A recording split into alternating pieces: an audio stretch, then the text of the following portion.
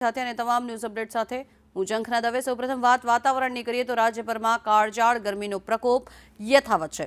આજે સૌરાષ્ટ્ર અને કચ્છમાં પણ હીટવેવની હવામાન વિભાગે આગાહી કરી છે, ત્યારે કચ્છ, મોરબી, સુરેન્દ્રનગર અને રાજકોટમાં ગરમીને લઈને યલો એલર્ટ આપવામાં આવ્યું છે। ત્યારે પશ્ચિમથી ઉત્તર પશ્ચિમ તરફ પવન ફૂંકાયા અને 11 જિલ્લાઓનું તાપમાન 40 ડિગ્રીને પાર પહોંચ્યું છે। ત્યારે રાજકોટમાં ગરમીનો ભયંકર પ્રકોપ યથાવત છે। ત્યારે રાજકોટમાં તાપમાનનો પારો 46 ડિગ્રીને પાર પહોંચી ગયો છે। રાજકોટમાં 46.2 ડિગ્રી તાપમાન નોંધાયું છે, જે સૌથી ગરમ શહેર અત્યારે રાજકોટ નોંધાયું છે। ત્યારે કંડલા એરપોર્ટ પર 45.1 ડિગ્રી તાપમાન નોંધાયું છે।